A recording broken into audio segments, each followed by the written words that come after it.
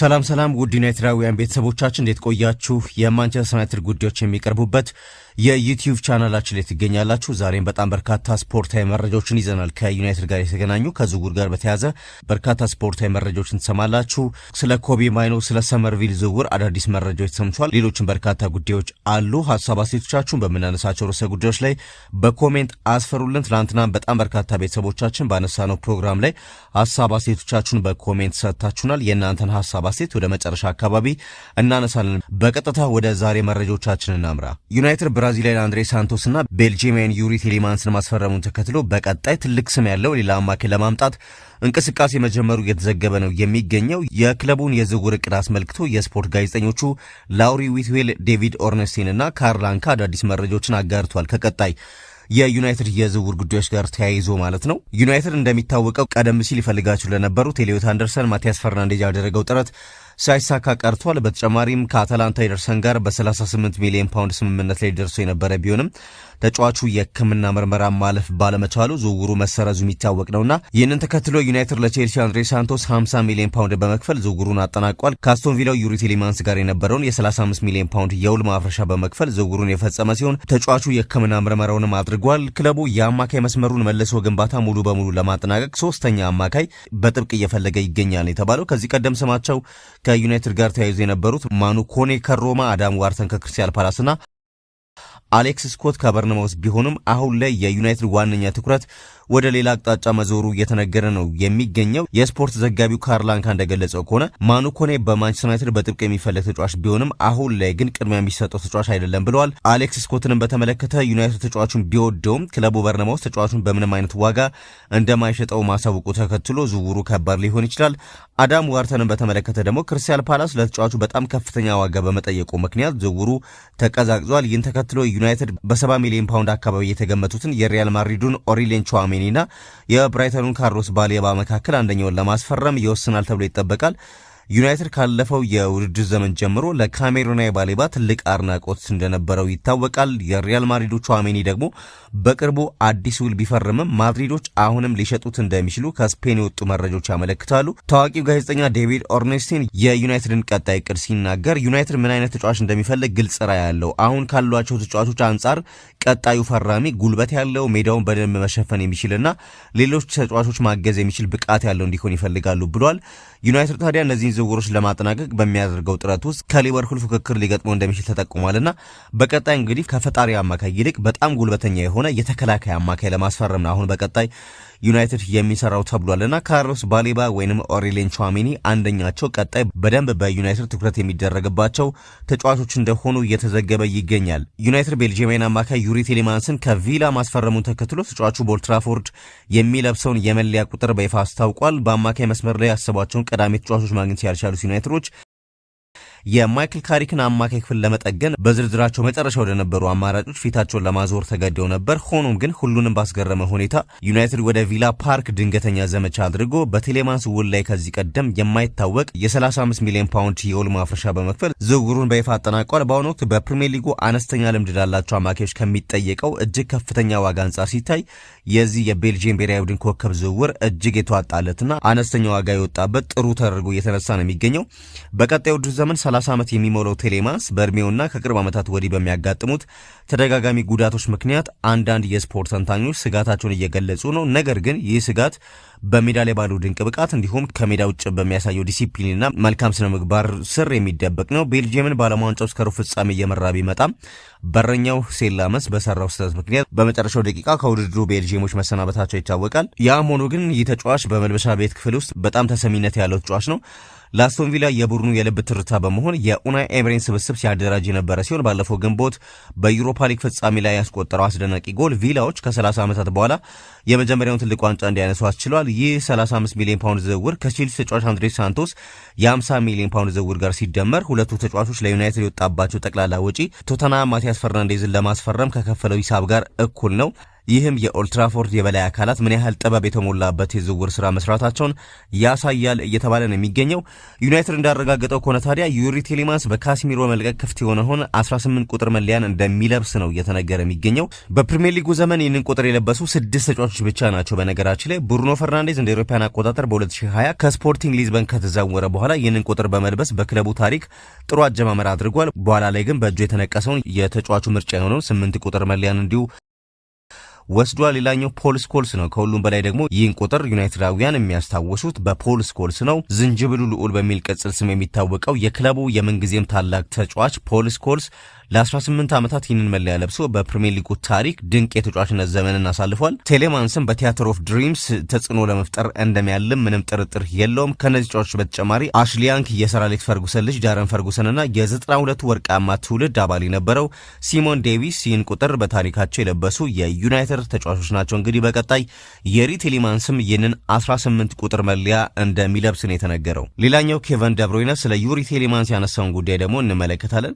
ያው በዘመናዊ እግር ኳስ ብዙም አስገራሚ ነገሮች አይጠበቁም። ለምሳሌ የዩናይትድን የአንድሬ ሳንቶስን ዝውውር መመልከት ይቻላል። ሰኞ ዕለት ሳንቶስ በኦልድ ትራፎርድ ተገኝቶ ፊርማውን ማኖሩ ይፋ ሲደረግ ምንም አልተገረመም ተጫዋቹ። ነገር ግን ከዛ ጥቂት ሰዓታት ቀደም ብሎ የዩናይትድ ደጋፊዎችን ያስደነገጠ ሌላ ዜና ተሰማ በወቅቱና ዩናይትድ ከዩሪ ቴሌማንስ ጋር ድርድር ላይ መሆኑና ተጫዋቹን ወደ ኦልድ ትራፎርድ ለመዘዋወር ፍላጎት እንዳለው ይፋ ሆነ። የዓለም ዋንጫ ተሳትፎ ባበቃ በጥቂት ቀናት ውስጥ ዩናይትድ ይህንን ድንቅ አማካይ ወደ ስብስቡ ለመቀላቀል ተቃረበ። ትናንት ምሽትም ዝውውሩ በይፋ መረጋገጡ ተነገረና ቴሌማንስ በሌስተር ሲቲና በቪላ በነበረው ቆይታ በፕሪሚየር ሊግ ያለው ብቃት በደንብ ይታወቃል። ነገር ግን ተጫዋቹ ወደ ኦልድ ትራፎርድ ይዞት የሚመጣው ነገር በኳስ ክሎት ብቻ የተገደበ አይደለም እየተባለ ነው የሚገኘው። የአመራር ብቃቱን ኬቨን ደብሮይነ መስክሮለታል። በነገራችን ላይ ስለዚህ ተጫዋቹ በ2025 በብሔራዊ ቡድኑ አሰልጣኝ ሩዲ ጋርሲያ የቤልጂየም ብሔራዊ ቡድን አምበል ተደርጎ ተሾሟል።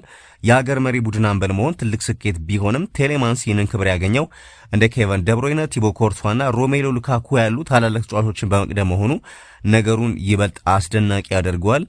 አሰልጣኝ ጋርሲያ በወቅቱ ስለ አምበልነት ሹመቱ ሲያስረዱ በቡድኑ ውስጥ ካሉ ሁሉም ተጫዋቾች ጋር ጥሩ ግንኙነት አለው። በቡድኑ ዘንድ ሙሉ ተቀባይነት ያለው ሰው ነው። ምንም እንኳን እንደ ኬቨን ደብሮይነ፣ ቲቦ ኮርቷና ሮሜሎ ሉካኩ ያሉ ሌሎች አስፈላጊ ተጫዋቾች ቢኖሩም የአምበልነቱን ማዕረግ ያገኘው ዩሪ ነው ብለዋል።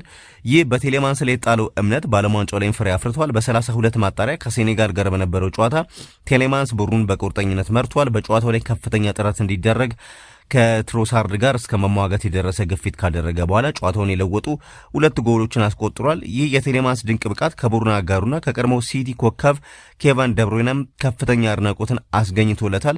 ደብሮይነ ስለ ተጫዋቹ ሲናገር ዩሪ ለቤልጂየም ትልቅ ውለታ የዋለ ተጫዋች ነው። አሁን ቡድኑን በአምበልነት እየመራ ይገኛል። በሜዳ ላይም ሆነ ከሜዳ ውጪ ሁሉም ሰው የሚያይበት አርአያ ነው። እሱ ድንቅ ሰው ነው።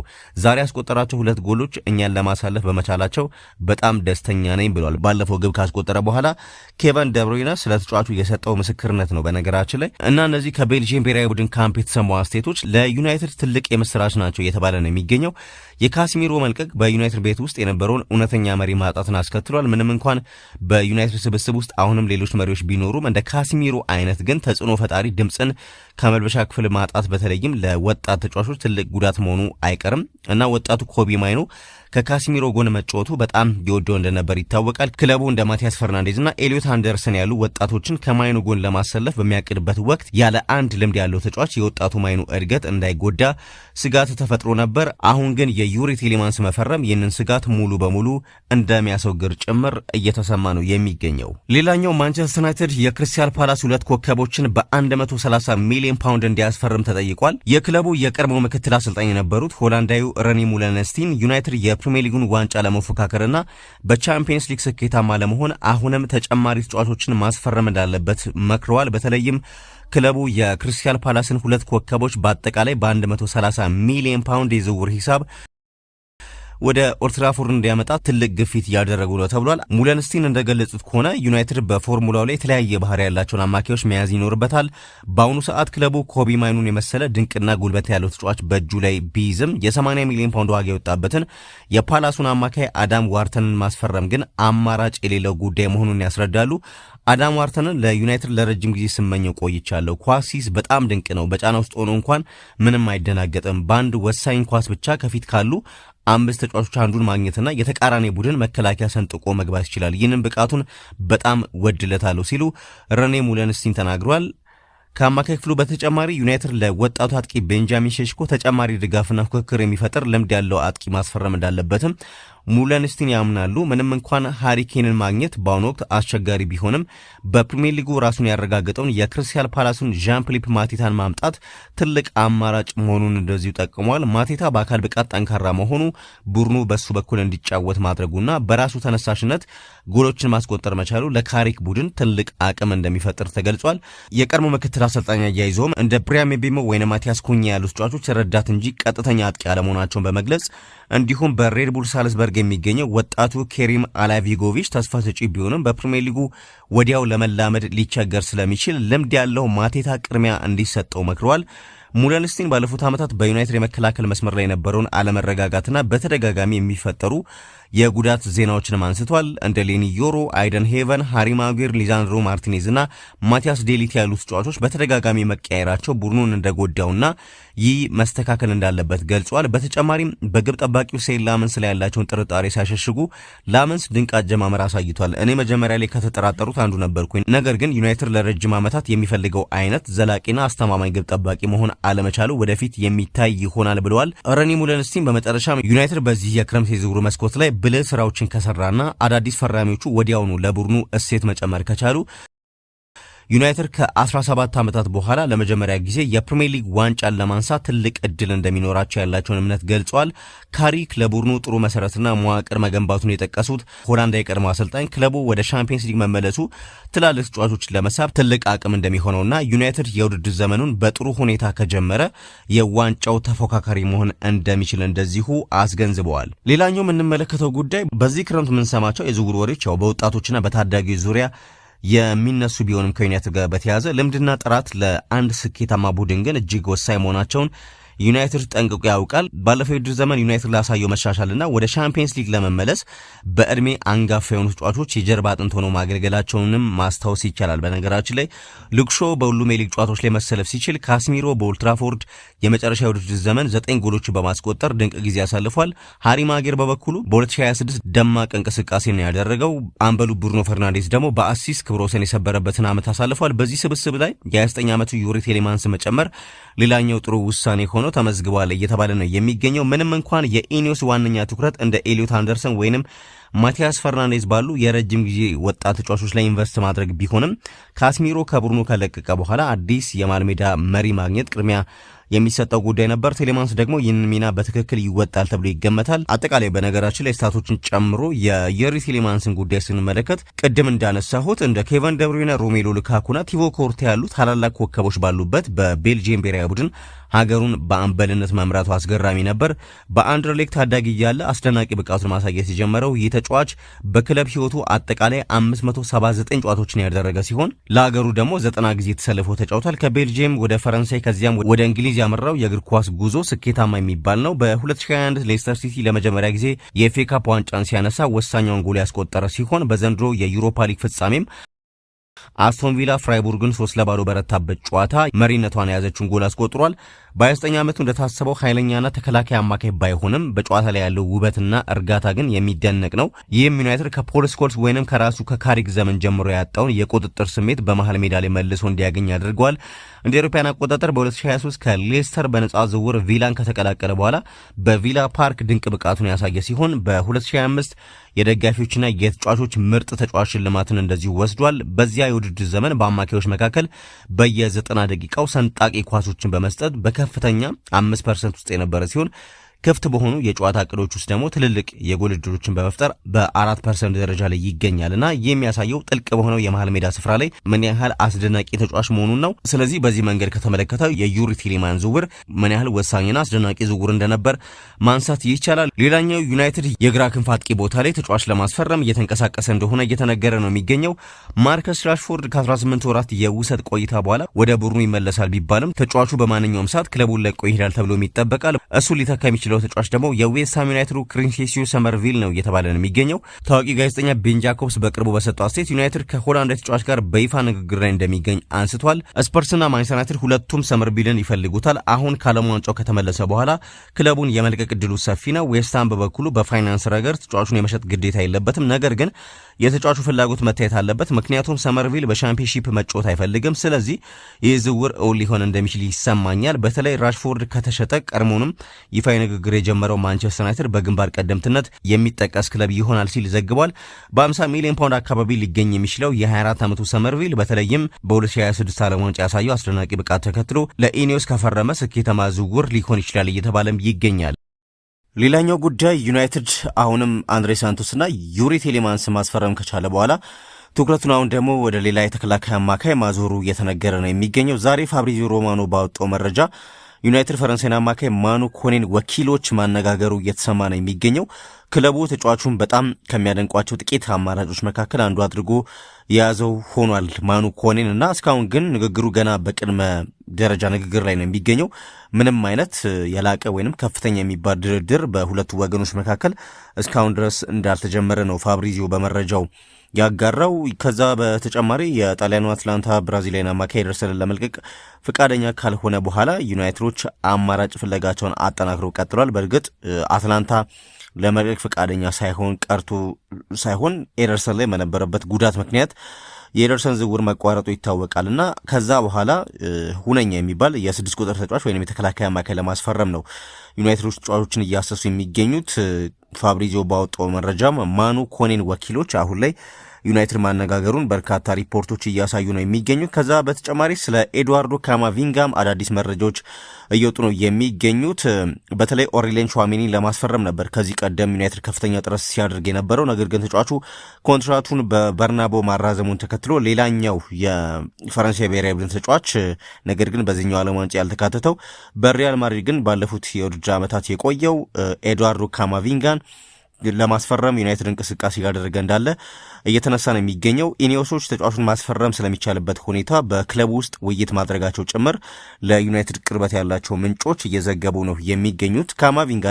ካማቪንጋ በተመለከተ ግን ተጫዋቹ በዚህ የዝውውር መስኮት በምንም መልኩ ሪያል ማድሪድን መልቀቅ አይፈልግም ነው የተባለው። ዩናይትድ ይህን ተጫዋች ማግኘት የሚችለው ካማቪንጋ ምናልባት ሀሳቡን ቀይሮ ለመልቀቅ ከወሰነ ብቻ ነው እየተባለ ነው የሚገኘው። ግን ተጫዋቹ በዛው በበርናቦ ቆይተው ቦታውን ለማስከበር መፎካከር እንደሚፈልግ ነው የተሰማው። ግን ይህንን ተጫዋች ምናልባት ዩናይትዶች ስለ ፕሮጀክታቸውን እቅዳቸው ማሳመን ከቻሉ ኤድዋርዶ ካማቪንጋን የማስፈረም ሰፊ እድል አላቸው። ግን አሁን የ6 ቁጥር ሁነኛ ተጫዋች ለማስፈረም ዩናይትድ በሚያደርገው እንቅስቃሴ ዛሬ ከማኑ ኮኔና ኤድዋርዶ ካማቪንጋ ጋር ስሙ በስፋት እየተነሳ ይገኛል። በመጨረሻም የኮቢ ማይኑን ጉዳይ እናንሳ። የእንግሊዝ ብሔራዊ ቡድን ዋና አሰልጣኝ ቶማስ ቱኸል በዓለም ዋንጫው ላይ በማንቸስተር ዩናይትድ ኮከብ ኮቢ ማይኑ ላይ ያሳዩት ያለው አያያዝ በርካታ የስፖርት ተንታኞችን ግራ ማጋባቱን ቀጥሏል። ማይኑ በዓለም ዋንጫው ስብስብ ውስጥ ለመካተት ከፍተኛ ጥረት ቢያደርግም በውድድሩ እስካሁን አንድም ደቂቃ አልተጫወተም። እስካሁን በዓለም ዋንጫው ጨዋታ ካልተሰለፉ 3 ተጫዋቾች ከትሬቮ ቻላባና ኤቫን ቶኒ ጋር አንዱ ነው ማይኑ። ውሳኔውን ይበልጥ አነጋገር ያደረገው ግን አሰልጣኝ ቶማስ ቱኸል ከማይኑ ይልቅ የ36 ዓመቱን ጆርዳን ሄንደርሰንና የቀኝ ተከላካዩ ሪስ ጀምስን በመሃል ሜዳ ላይ ቀይሮ ለማሰለፍ መወሰናቸው ነው። በምድብ ጨዋታዎች ወቅት እንግሊዝ እንደ ማይኑ አይነት ተጫዋች በእጅጉ በሚያስፈልጋት ሰዓት ለምሳሌ ከጋና ጋር ያለምንም ግብ በተጠናቀቀው ጨዋታ ሁለተኛ አጋማሽ እንዲሁም ከፓናማ ጋር በነበረው ጨዋታ መጠናቀቂያ ላይ ቱኸል የመረጡት ቤንች ላይ የነበረውን ሄንደርሰን ነበር። ሄንደርሰን በአያክስና አልኢትፋ ካሳለፈው ቆይታ በኋላ ባለፈው ዓመት ወደ ብሬንትፎርድ በመመለስ ወደ ፕሪሚየር ሊጉ ተመልሷል። የእሱ ስብስብ ውስጥ መካተት በራሱ አስገራሚ በነበረበት ወቅት ከማይኑ ተመራጭ መሆኑ ግራ ያጋባል ተብሏል። ሁኔታ ይበልጥ የከፋው ደግሞ ኖርዌይ ጋር በነበረው የሩብ ፍጻሜ ጨዋታ ላይ ነው። ከጋና ጋር በነበረው ጨዋታ የጡንቻ ጉዳት አጋጥሞት የነበረው የቼልሲው ተከላካይ ሪስ ጀምስ ከጉዳት እንደተመለሰ በመሃል ሜዳ ላይ እንደ 6 ቁጥር ተጫዋች ሆኖ እንዲገባ ተደርጓል። ቱኸል ስለዚህ ውሳኔ ሲናገሩ ሪስ ጀምስን በ6 ቁጥር ቦታ ላይ ስናስገባው ኤሊዮት አንደርሰን በ8 ቁጥር እንዲሁም ጆዲ ቤሊንግሃም ደግሞ ወደ 10 ቁጥር ቦታ እንዲጫወቱ ነጻነት ሰጥቷቸዋል የሚል አስተያየት ሰጥቷል። ነገር ግን የሊቨርፑልም ሆነ የማንቸስተር ሲቲ ደጋፊዎች እንኳን ሳይቀሩ በእነዚህ ጨዋታዎች ላይ ከማይኑ ይልቅ ኤንደርሰን ወይንም ሪስ ጀምስን ይመርጣሉ ተብሎ አይታሰብም። ማይኑን ላለማሰለፍ ብቸኛው ምክንያት በልምምድ ላይ ደካማ መሆን ወይንም ከቡድኑ ጋር አለመስማማት ብቻ ሊሆን ቢችልም የሱ ታሪክ ግን ይህንን አይነግረንም። ማይኑ በዩናይትድ በሩበን አሞሪም ስር በማይጫወትበት ወቅት እንኳን በልምምድ ላይ ምንም አይነት የስነ ምግባር ጉድለት አላሳየም። ይልቁንም የአሞሪምን ልብ ለመግዛት ጠንክሮ ሲሰራ ነበር። ታዲያ የዩናይትድ ደጋፊዎች በትወል ውሳኔ ቢበሳጩም ይህ ውሳኔ ግን ለአንድ ትልቅ ነገር በር ከፍቷል እያሉ ነው የሚገኙት። ማይኑ ጨዋታዎችን ባለማድረጉ ምክንያት ሊያጋጥሙ የሚችለው የጉዳት ስጋት በእጅጉ የቀነሰ ሲሆን ከዓለም ዋንጫው በኋላ በሚያገኘው እረፍት ተጠቅሞ ለአዲሱ የ2026-27 የውድድር ዘመን ሙሉ በሙሉ ትኩስና ዝግጁ ሆኖ እንዲመለስ ያደርገዋል ብለዋል። በዓለም ዋንጫው ላይ አለመጫወቱ በዩናይትድ ውስጥ ባለው ቦታ ላይ ምንም አይነት ተጽዕኖ አይፈጥርም። አሰልጣኝ ማይክል ካሪክ የዚህን ወጣት ብቃት በሚገባ ያውቃል። ማይኑ በዩሮ 2024 ካሳየው ድንቅ ብቃት በኋላ በዓለም ዋንጫው ላይ አለመሰለፉ ለራሱ ትልቅ ጸጸት ቢሆንም እሱ ግን ከዚህ የከፋ ፈተናዎችን በኦልድ ትራፎርድ አሳልፏል። ባለፈው የ2025-26 የውድድር ዘመን የመጀመሪያ አጋማሽ ያጋጠመውን ፈተና ሲያስታውስ ማይኑ እንዲህ ይላል። በእርግጥ አስቸጋሪ ጊዜያት ነበሩ፣ ነገር ግን ትኩረቴን ከፊቴ ባለው ነገር ላይ ለማድረግ ቀን በቀን ለመጋፈጥና ጠንክሬ ለመስራት ሞክሬያለሁ። የቀረው ነገር ራሱ እንደሚመጣ ተስፋ አድርጌ ነበር። ለዚህም ፈጣሪ ይመስገን ተሳክቷል ብሏል። ለዓለም ዋንጫው ጥሪው ማይክል ካሪክን እንዲያመሰግን ሲጠይቅም በእርግጠኝነት አመሰግነዋለሁ። ይህንን በግልጽ ነግሬዋለሁ። እሱ ሜዳ ላይ ባያሰልፈኝ ኖሮ ዛሬ እዚህ ዓለም ዋንጫ ላይ አልገኝም ነበር። ለዚህ ሁሌም ውለታውን አስባለሁ የሚል አስተያየት ሰጥቷል። ምንም እንኳን ያው ሳይጫወት ቢቆይም ማይኑ አሁንም የእንግሊዝ ስብስብ አካል ነው። የእንግሊዝ ብሔራዊ ቡድን የ60 ዓመታት የዋንጫ ጥማቸውን ካረኩ እርሱም የዓለም ዋንጫው የወርቅ ሜዳሊያ አሸናፊ መሆኑ የማይቀር ነው። የተጫዋቹ አያያዝ በእርግጥ ግራ የሚያጋቢ ቢሆንም በ21 ዓመቱ ገና ብዙ ዓለም አቀፍ ውድድሮች ከፊቱ ይጠብቁታል። ለዩናይትድ ግን በቀጣይ ውድድር ዘመን ወሳኙና ቁልፍ ተጫዋች ሆኖ እንደሚያገለግል ምንም ጥርጥር የለውም ማለት ይቻላል። በመጨረሻም በትላንትናው ፕሮግራማችን ላይ በርካታ ቤተሰቦቻችን ሀሳብ አስተያየቶቻችሁን ሰጥታችሁ ነበር። የእናንተን ሀሳብ በጥቂቱ እንመልከትና ፕሮግራማችን እናብቃ። ሙሉጌታ ከደቡብ አፍሪካ ለሰጠን አስተያየት እጅግ አድርገን እናመሰግናለን። ኪዱ ክለቤ በራዋን ከፍታ ምታድር ልጃገረድ እየመሰለኝ ነው። ተከላካይ ክፍሉ መቼ ሊጠናከር ነው? እሱ ያሳስበኛል የሚል ጥያቄና አስተያየት እንደዚሁ አንስቶልናል። ጆሹዋም ለሰጠን አስተያየት እናመሰግናለን። ዮናስ ለማ ኮኔና ጎሜዝ ማን ይሻላል የሚል አስተያየቱን ሰጥቶናል። እስካሁን በዓለም ዋንጫው ላይ ኮኔ በጣም አስደናቂ ብቃቱን አሳይቶ ተመልክተናል። ትናንትና በነገራችን ላይ ምንም እንኳን ፈረንሳይ ብትሸነፍም ተቀይሮ ከገባ በኋላ ጥሩ እንቅስቃሴ አድርጓል ማኑ ኮኔ። ከዛ በተጨማሪ ጎሜዝም ጥሩ ተጫዋች ነው። ነገር ግን ያው የኢኒውስ ውሳኔ ነው ማን ይመጣል በሚለው ግን አሁንም ግን ከሁለት ተጫዋቾች በተለየ መልኩ ቅድም እንዳነሳሁት በመረጃዬ ካርሎስ ባሌባና ኦሪሌን ቹዋሜኒ በዋነኝነት ትኩረት የተሰጣቸው ተጫዋቾች መሆናቸው እየተነገረ ነው የሚገኘው። በእኔ ሀሳብ ለክለባቸው ቢመጡ ብዬ ከማስባቸው ተጫዋቾች አሌክስ ስኮት ወይንም ማኑ ኮኔ አንዳቸው ቢመጡ አሪፍ ነው። የመሃል ክፍሉን በደንብ ይቆጣጠሩታል፣ ተከላካዮችን መከታ ይሆናሉ። የእነሱ ዝውውር ጥሩ ነው ብዬ አስባለሁ። በተረፈ ጥሩ ነው የሚል አስተያየት የዘውትር ተከታታያችን ይነበብ ከአዲስ አበባ ወርቁ ሰፈር ሰጥቶናል። ሁላችሁም ቤተሰቦቻችን ስለተሳትፋችሁ ሀሳብ አስተያየቶቻችሁን ስላልደረሳችሁን እጅግ አድርገን እናመሰግናለን። በመላው ዓለም ያላችሁ ዩናይትዳውያን ቤተሰቦቻችን ሰላምና ጤና በያላችሁበት ለእናንተ እንመኛለን። ሰናይ ጊዜ። ቻው ቻው።